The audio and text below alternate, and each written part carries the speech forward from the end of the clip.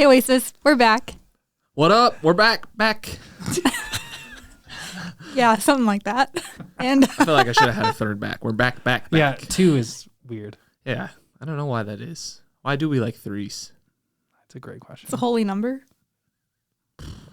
It's a whole number. It just sounds different when you only, if you don't do like, if you got to put if you're going to do 2, you got to put an and. We're back, and then you're good. I think that's just as bad.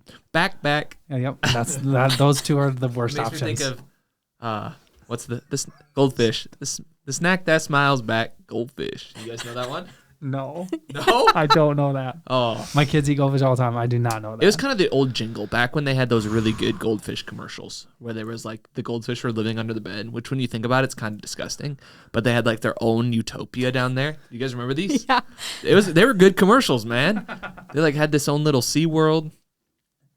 All right, Emily, keep going. Well, kind of segue here. We're on part 2 of a conversation we started last week of just looking at what it looks like to enter different life stages as well. And so last week we talked about singleness and dating. And this week we're talking about what it means to be engaged and married. There you go. Dang. And so we brought in Emily. I'm the expert. I mean, I've only done it one more time than you. That's a good point. I've done it no time. Yeah, but I've only done it one more time. That's great. And we honestly planned this to be 2 parts, even though the last one went super long. And I just want to say you're welcome. Yeah, we hope it was helpful, I guess. But yeah, we planned it to be 2 parts, and now we're here, part 2. Here. We're going to talk about it. Yeah, so we're going to start with engagement. And what actually is the purpose of engagement?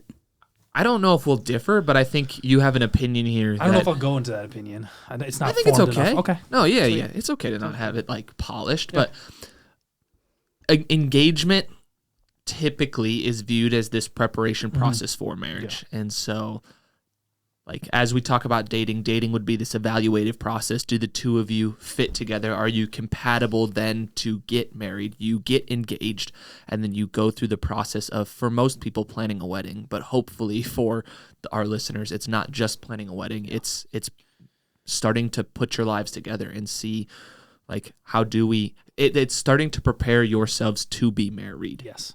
I would agree with that. 100%. That's what engagement is. Okay. I think where we've missed is it's what we've just put emphasis and focus on what the preparation is supposed to be for. Okay. And so we've used, I mean, you could argue some couples, I would even argue for ours, if I were to throw a percentage in it, it's like it was 30% preparation for being in covenant together and 70% preparation for the day. Yeah. And so I think we've moved in a direction that isn't helpful or fully healthy. Like, you have to prepare both, but what would it look like to move us towards actually preparing for marriage? Yeah. And so it's, and one, we differ so much in biblical times anyway. Like, if you were engaged, if you were a Jewish person in the times of Jesus and you got engaged, that was already, you were in covenant. To get separated during engagement would have been equal to a divorce. Even though there had not been consummation yet, it would have been a divorce. Yeah. And what preparation for them meant was the husband or whoever the groom was going to be would go to the father of the bride and basically ask for the hand in marriage. They would make even a covenant in that moment that they would be engaged and in relationship. The husband would leave, go back to his house, and his preparation was, I'm preparing for this person that I'm going to have a wedding day with to be a part of my family. And so even in there, it's like there was this process of preparing of what does it look like for us to be a family? And some of that is, yes, helpful, healthy relationship. We're preparing in communication. You're preparing in how do you do conflict, all that stuff. I just think we've so lost, or not, I don't know if lost is the right word. I think we just so lean towards preparing for the day, for like using more of our resources, time, money even, towards that versus the actual relationship and what it's supposed to be. And we'll dive into what then does that look like to prepare for. But part of it is, I think, understanding that engagement is a different season than dating that takes more intentionality. Because I think that's where people get confused too, is they dated and they got to know each other and they would say, even if we were evaluating, we were preparing for marriage. But then you put a ring on it and it's like, okay, the biggest shift is we now have this huge party that we're going to throw for all of our friends and family, which we're not underselling that, right? Like if you do a modern day wedding, it's going to take you a significant time and energy to plan that. I mean, if just realistically, like depending on how many people you invite, food, like there's lots of details that go into planning a party of that size for most people. But even still, like the difference between dating and engagement is there should be a level of intentionality that shifts. Where, okay, yeah, in dating you were asking questions and you were evaluating, but in engagement, if you are linking your life together, you need to be really intentional with what questions are we asking, what information are we consuming, what decisions are we making, what's the plan, like all those kind of things. Like it doesn't look the exact same as dating. It feels similar, right? Because it's not yet marriage, but there is a difference there. Yeah, that's good. What are the important conversations you should be having in this season? So many. I mean, But part of it is, I think, where you have those conversations and how you get into those conversations. Okay, elaborate. Because, like, to me, I don't think there's a checklist of the 100 questions you need to ask before you get married. They're out there. They're out there for sure.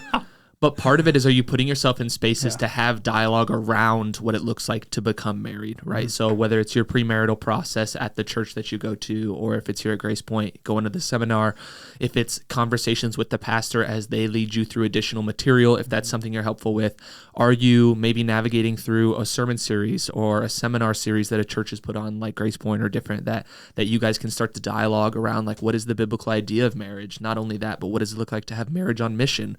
What does it look like to be married in, like, as we serve Jesus, to even just, are there books that you should be reading? And there's a huge list of books, but that's a space, right? That's starting to be intentional where are you reading things that will help form your mind around what it means to be married? And then not only just reading, but then dialoguing around. That's kind of like what I mean. I think in dating, if we talk about evaluation, it's like, I need to know how to communicate to this person.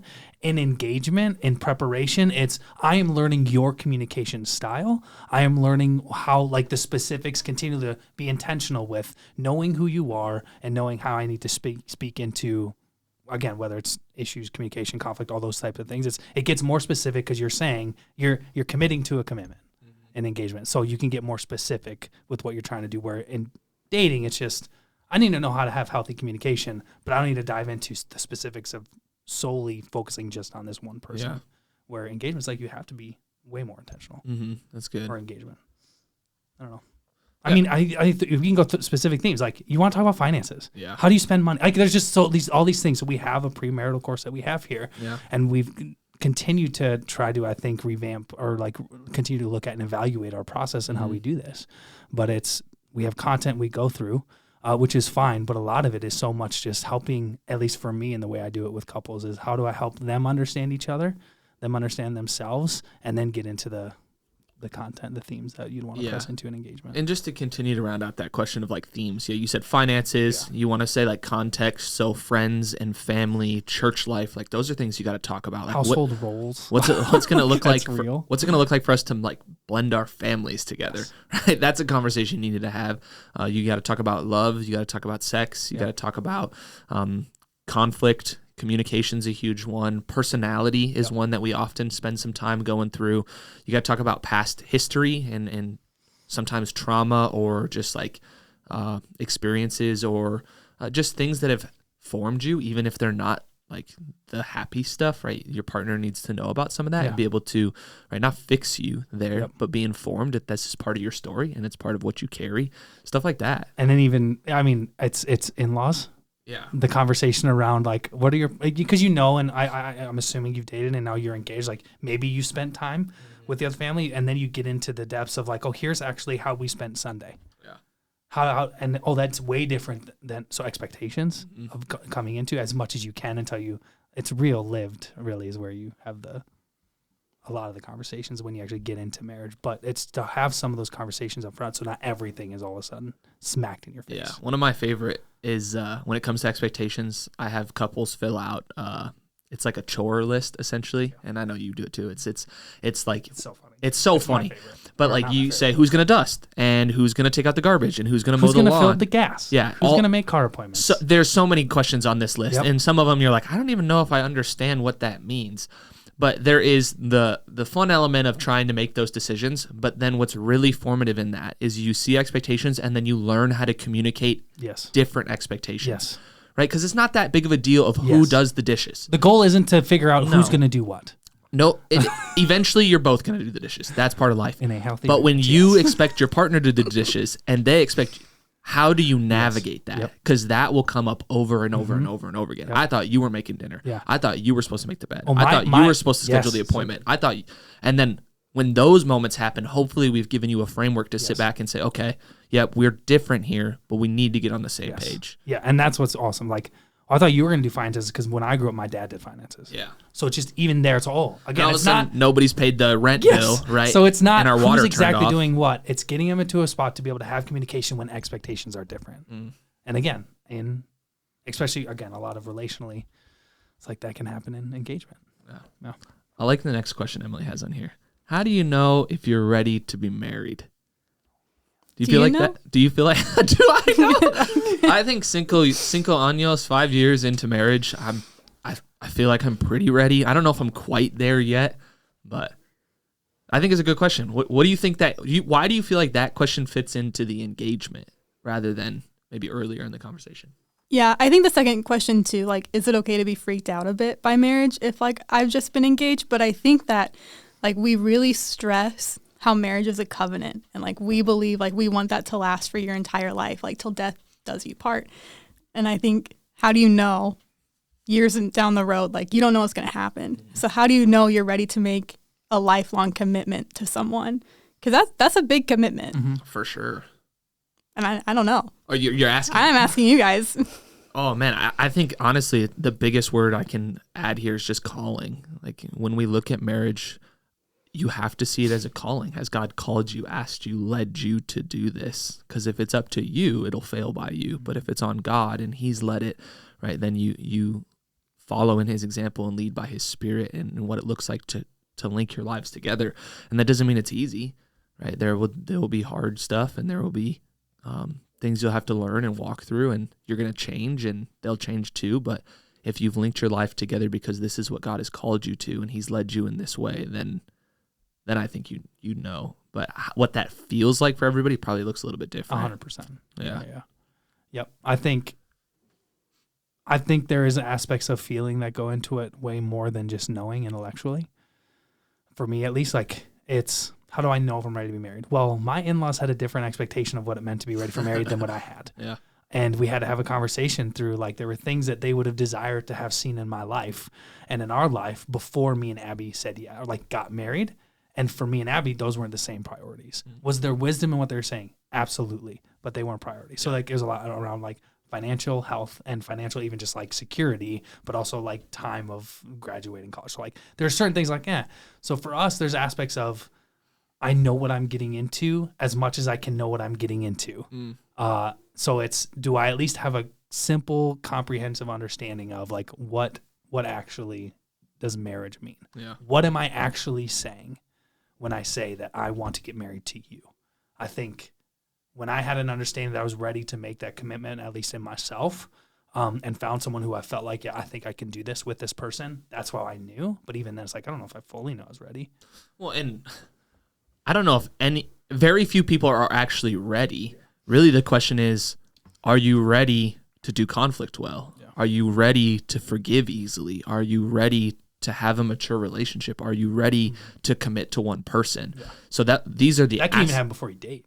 Oh, for sure. Yeah. I mean, and that's where I think I would say some people ask this question in dating, because in our culture, one of the things that Ben and I have talked about is like the engagement feels like this cross moment. Or the Bachelor finale just happened a couple days ago, right? And they put so much pressure, and like there's this engagement, and then you watch this couple be engaged for like a century, right? This is what happens with reality TV, is like they get engaged, and then more than half of them don't make it. But like that's their marriage moment for most people. It's like, this is the happiest day of my life when you and I are putting our lives together. But like that's not what engagement is. That's the marriage day. Yeah. But so people ask that question, am I ready to be married? But they're really talking about, am I ready to be engaged? And that's where it comes in. The conversation we've had is like, engagement is still somewhat of an evaluative process. Absolutely. Right? Like as you're going through it, if you find man, I'm really freaked out, and I don't think I'm ready for this, and I don't think I can do conflict, and I'm financially not solvent enough, and I'm not mature enough. That's where like our culture has to be okay with taking that step back And really there's such a taboo and like, that's what's hard is people think they can't do it because we've already had the expectation. I've said yes to be engaged to you, therefore we have to get married. Yes. The yes in engagement is the yes. I do for most people. Not the way we, That's what most people think. Like when I've said yes, now we are, and right, like you can still live in separate houses and not share bank accounts, but you've already started to like intertwine your lives to where you can't imagine them separating again. Yeah. And there's part of that's okay, right? Because that's a part of preparing for marriage. For sure. But if you start to find yourself leaning in a direction that's not preparing you for marriage, then you have to ask a hard question again. That's good. What boundaries should you have in a relationship in which you're engaged? More aggressive ones. For us, it was at least, especially when it came to physically and sexually, we had to have more aggressive boundaries, more accountability. I think that spiritually for us, we loosened our boundaries that we had. Like there was something about me, I think just being kind of a new Christian, called to ministry, like there were aspects of dating that I wasn't ready to dive into with anyone I was dating spiritually. So like I, at least in that moment, had the conviction, I don't want to do a devotional with the person I'm dating because I'm not evaluating if we're spiritually compatible. I can already see aspects of that. For me, is like an engagement is where we started to like, I kind of opened up those boundaries because there's a reality of like, at least for me, I felt it. When me and Abby started reading scripture together, or at least we started to pray more together, more intentionally about things. Like you just get more emotionally invested. And therefore, once you get more emotionally, not even invested, but just involved and connected physically and sexually, it wants to catch up. Something about reading the Bible, man. It's just hot. Super hot. It is. I'm never reading God's word again. Next podcast, God's word. But there was something about like for me, I had so some loosened, some needed to get more aggressive. For me, it was like spiritually, they kind of opened up. Okay, we can be more aggressive about praying more together, a more specific detail type stuff. Okay, we start reading scripture together. There were things like, what are you learning? That was already happening. But there's like, okay, how do we kind of run this race together and what fits for us even in this? There were more, physically, sexually, there had to be like just even more aggressive boundaries and more accountability because it was the temptation of like, well, we're going to be married anyway. Yeah, it just gets thrown into your head. So there was a season of, I don't even know how long it was, where we weren't in the same town, which was for me very helpful. Like it just because it made it easier to not have to even have that temptation. Yeah. So I think again, not black and white, super gray, opened up. The only one I'd add to that is when we talk about relational boundaries, and we hit it pretty good in the dating podcast, that you need to still have friends. Always, yeah. You can't isolate.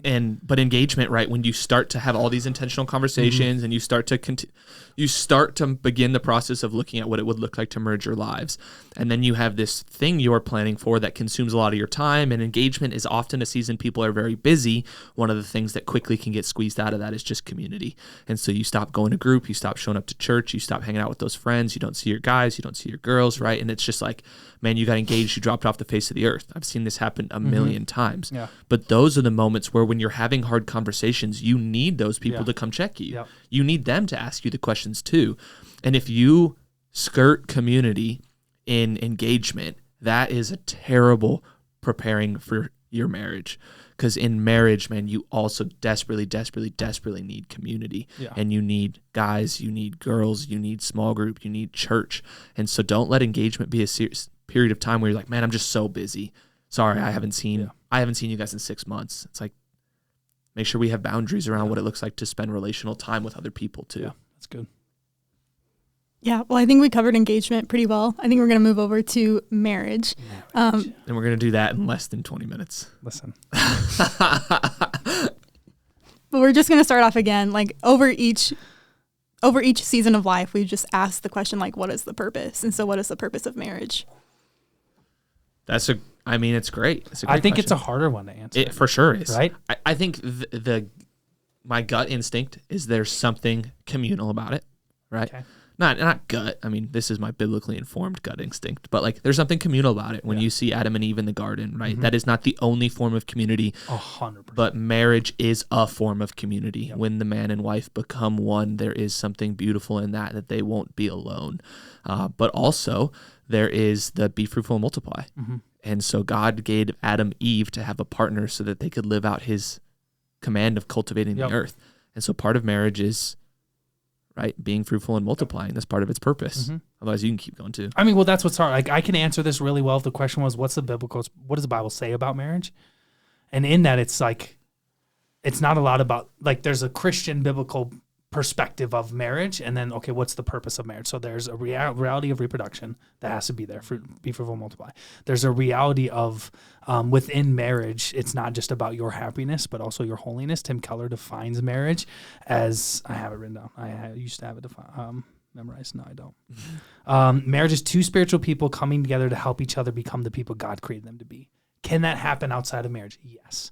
So that's why I wouldn't say that's just like the only only have, like, that doesn't just happen in marriage, but that's a part of what happens in marriage. So that's insanely beneficial. And what you mean is it's just like sanctifying. It's saying you're becoming who God created you to be. Yeah. You're becoming more like Jesus. Yeah. And your spouse helps you in that, and should. And if that's not happening in marriage, there's a problem. Yeah. Yeah. Was that the end of your thought? I kind of jumped in there. From that part of it, and then we can go to the actual, like, you want to talk Genesis 2, like the institution God created, like God created marriage, which is really beautiful. So this is where I don't know if this is full purpose or just what it is. I think it's a little bit of both, right? Okay. Let it be whatever you want it to be. I'll go into it. So you mentioned it, relational context. Yeah. So there's relationship, community. There's reproduction, which is really beautiful. You're in a continual stage of unity, and it's a place of being able to be known and knowing someone else deeply. Like, where there's this aspect of becoming one, like in the garden, naked and unashamed. It's not just physically, the reality of, like, man, this is a relationship where I'm committing to not just knowing everything about you and receiving all the flaws and negatives and positives, but then actually being vulnerable enough to share then all those things too. And there's aspects of a marriage that are really helpful and good for that, or that are supposed to be a part of that. That's good. I could keep going. I got a 30-minute talk. No. We don't want the 30-minute talk. That was some of the kind of points. Give us the bullet points. No, that's good though. I mean, but that's it, right? Yeah. It's not, marriage is this, right? It is a God instituted relationship that is super multifaceted. And as you lean into it, marriage will be different things in different seasons, right? Yes. Marriage has been support for me. Marriage has been sacrifice for me. Marriage has been like, it's been a struggle for me. Marriage, like, what's the purpose?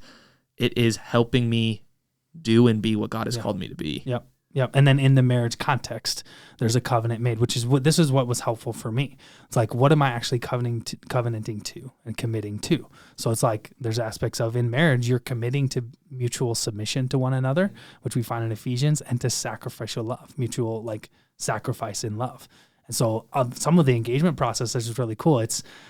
Here's where I kind of push back against culture. It's in engagement. It's okay, if I'm preparing, we've taken this to, well, then in preparation, we need to see if we're compatible sexually. In preparation, we need to see, like, can we actually live together?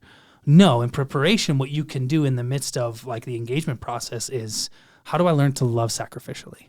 So it also doesn't matter, like, there's things that matter, but also, like, if I can learn to love sacrificially, at least intellectually, conceptually, kind of do it practically. In marriage, like, you do it practically. You literally are learning and figuring it out. So, like, I'm learning to love sacrificially, and then I'm learning to live in mutual submission to one another, of what it looks like to really care about each other's needs, to outdo one another in honor and in service and in love.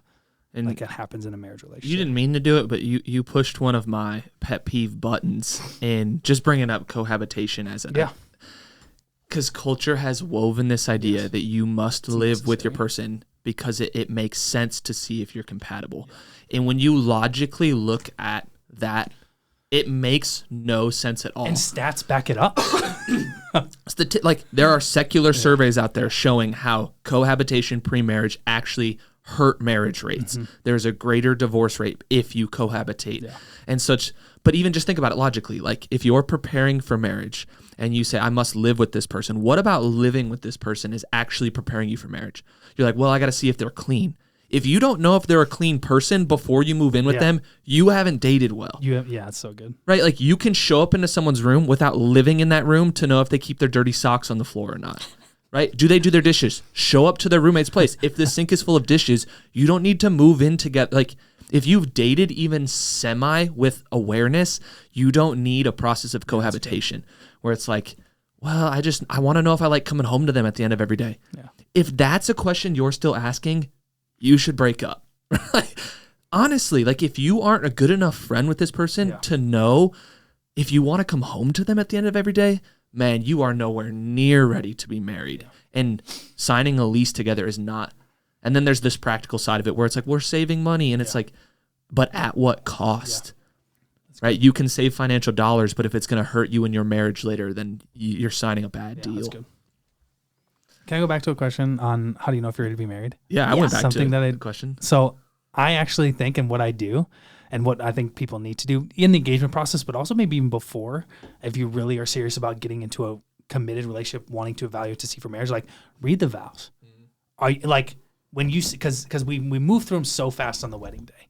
But if you read the vows and you can say, yep, I am actually willing to step into that hardship and want to do that with this person, I think you're ready to be married. Will you do it perfectly? Heck no. No. Have I failed yesterday? Yes. Yeah. This past week has been tough in my marriage relationship. Dude, still just love call my me wife. out. Like this morning, it was for sickness, marriage is for sickness and health, right? And so I'm out shoveling the snow, and my wife is not feeling the best. And so she comes out to help me shovel snow, and she started scooping snow, and it ruined my pattern of scooping snow.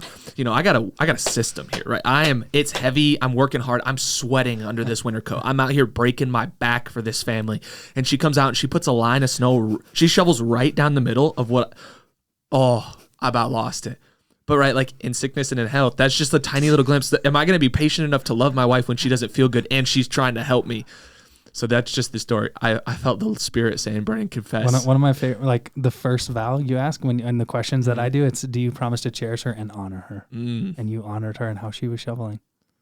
I didn't, though. Okay, you failed.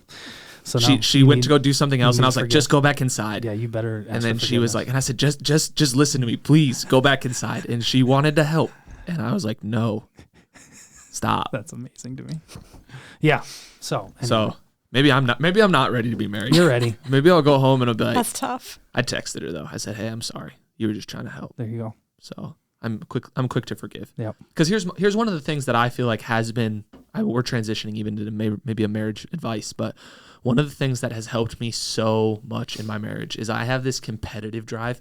It's just deep in me. And I don't remember if it was a pastor or who it was, but they saw that once, and they've always pushed me to cultivate that competition side of me for the kingdom, right? What does it look like to compete in a way that glorifies God?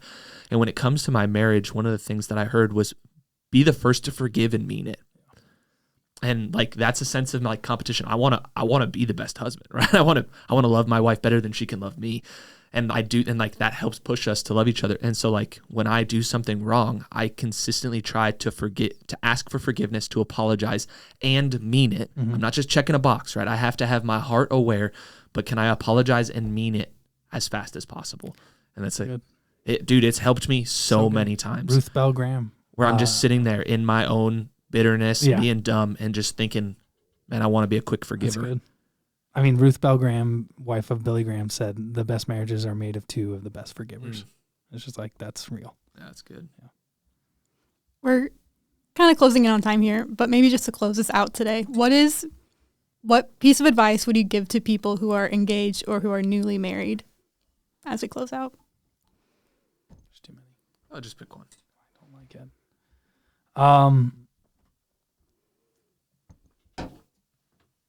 Don't compare yourself to other couples. One of 17 pieces of advice I can give right now that just for some reason popped the top of my head. Yes. Recognize that a lot of your frustration toward one another is most likely because of unspoken or unmet expectation. So learn to have healthy communication. Yeah. That's great. I'll steal Ben's. I'll give him a third, but it'll come from me. He told me, and it's been the best piece of marriage advice I've ever got, is just remember the covenant. Oh, yeah, for sure. And it's so simple, right? What is that, 3 words? Yeah, 3 words. Remember the covenant, right? Like, and what that means is when you understand that God has called you to this, when you understand you have committed your life in a promise to the other person till death do you part, that changes the way you do marriage today. Yeah. Because divorce isn't an option. Yeah. And if you're unhappy, what does it look like for you to get happy? Yes. If you're not healthy in your relationship, what does it look like for you to pursue health? Yep. There's nowhere for you to go. If you remember the covenant, if you come back to like, man, this is what God is, he's going to equip you for it, but it also will spur you on to do the things you need to do to have a happy relationship. And so if you're engaged and you're saying, okay, what are the things that I need to do to remember the covenant? Or like when you're married and like the things come up and conflict happens and you feel upset, or remember, this is what God's called you to. Yeah. And this is what you've promised This to is do. what you've promised That's to do. covenant. Come back to that and say, okay, well, in this situation, how do I fulfill that? How do I glorify God? And you in that? didn't just promise your spouse, you promised God. Yeah. And that's the beauty of a Christian marriage. Oh, yeah. I mean, I still bend ceremony, and then I've tweaked it a lot over the years, but the whole first, like, our ceremony is probably 20 to 30 minutes, depending on what the couple's added. Truth. But in 20 to 30 minutes, Which is actually even a lot from Dave and Aaron, too. Yeah. I will tell you 60% of it has very little to do with you two together. Mm-hmm. The whole first 2/3 of it are essentially having you two make a commitment before God. Yep. And then once that's been made, then we'll have you turn and face each other and you can begin to talk to each other. Mm-hmm. But until that, together you make a commitment before God, I mean, that's the whole first and most part of what we're doing there. Massive. So there's like 12 pieces of advice, I guess. Emily, do you have any? As someone who's not married, but has seen other people get married and heard some things in school. You have a great perspective. I think one of the things I've seen from the outside is one, like keeping Christ at the center. And so like you're running your race together. And we should have said that. That's wow. good. Good check. Good check. Covenant. Yeah, love Jesus. Good. Okay, back to you, Emily. Yeah, but like you should never feel like you have to drag your spouse along because they're going to end up just dragging you or keeping you from running as fast as you could be. And then the second thing is just always inviting people in to see your marriage and just having community there, not being isolated to yourself, but just having friends, having family, and not only just experiencing the image of what God created, but extending that image too. That's good. Yeah. As John Mark Comer says, and I'm sure he stole it from somewhere, Jesus, the way he lived out his mission, his method for his mission was he came eating and drinking. He shared the table. And so in marriage, just like you're talking about, what's it look like to open up your home, share the table with people, invite people in? Get around the table. Yeah, it's great, man. It could be that simple. To have a marriage on mission is just to share tacos with people once a week. Tacos. That'd be great. I love tacos. There's just something about Mexican food, man. It is good. All right. Well, have some tacos and we'll have some tacos. That's catch you next week. Can we end our every podcast with that now? Yeah, please. I like that. Please. Comes out on Tuesday. Yeah. Taco Tuesday. We're ending our podcast like that. Oh, that's Oasis my tacos. Talk about Oasis. You're just making it worse. I'm trying to figure. We'll figure it out. We'll get back to you with that. Go have some tacos. Bye.